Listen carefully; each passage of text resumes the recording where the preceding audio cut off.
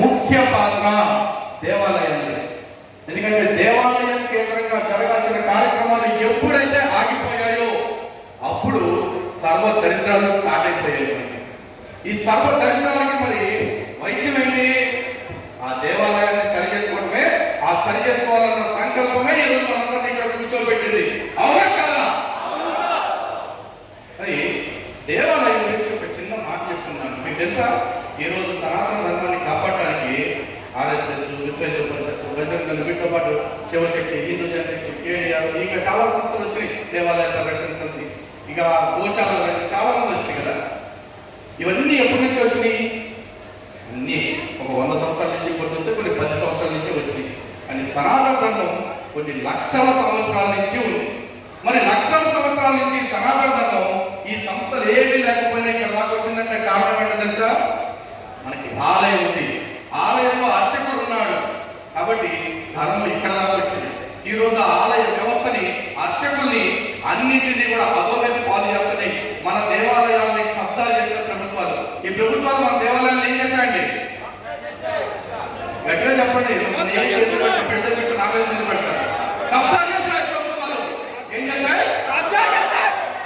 ఈ కబ్జా కోరుల దగ్గర నుంచి మన దేవాలయాలను మనం విడిపించుకోవాలంటే ముందు మన దేవాలయాలు కబ్జా అయిందన్న విషయం ప్రతి ఒక్కరికి తెలిసేలాగా చేయాలి. అలా తెలిసేలా చేయాలంటే ఎవరు చేయాలి? చెప్పండి. భోజనానికి ఇంకా టైం ఉంది, కానీ అపహారం చేసే మజ్జిగ తాగాం.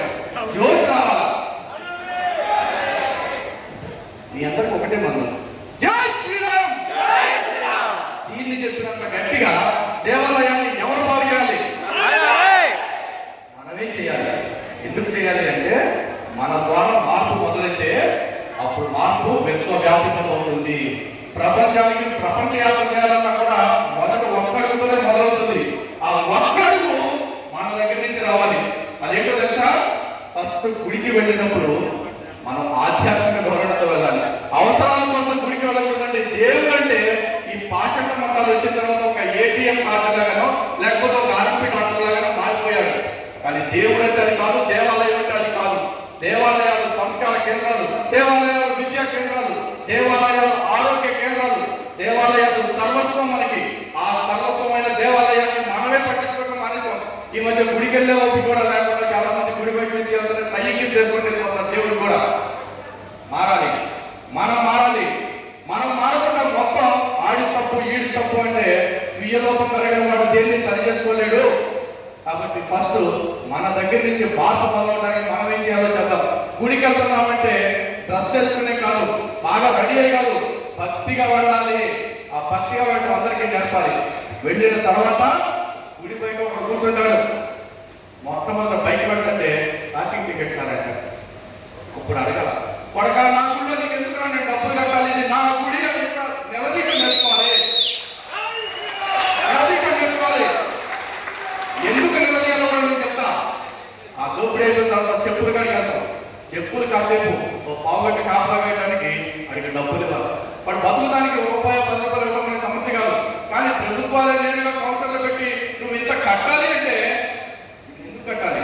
నేనన్నా నీ బానిసరా, నేను కప్పన్నట్టు బతకడానికి. ఇది నా గుడి అంతా చేసి లోపలికి వెళ్ళిన తర్వాత దేవుడు చూడాలంటే 300 చూస్తావా, 500 చూస్తావా, 100 చూస్తావా, ఉచితంగా చూస్తావా అంటాడు. ఉచితంగా చూస్తానంటే 10 నిమిషాల్లో చూసే దారున్నా సరే 3 గంటలు ఎదురు చూపిస్తాడు మనం. ఎందుకు? నెక్స్ట్ టైం ఉచిత దర్శనం పోతాడా, మనం పిహెచ్లో అనుకోవాలి. అంటే భగవంతుడికి భక్తుడికి మధ్య అర్చకుడు ఉంటే చాలనుకున్నాం. కానీ ఈ మధ్య అడ్డగాడిదలందరూ నాయకుల రూపంలో వచ్చేసి మనం అడ్డమాడతారు. మాకు ఎవరన్నా అనుకున్నావా? ఎవరు అనుకోవాలా? కానీ ఇలాంటి అడ్డగాడిదలందరూ ఈరోజు మన గుడికి వచ్చి మన గుడిని కబ్జా చేయడమే కాకుండా మన మీద దుర్లు చేస్తూ మన దగ్గర కప్పంగా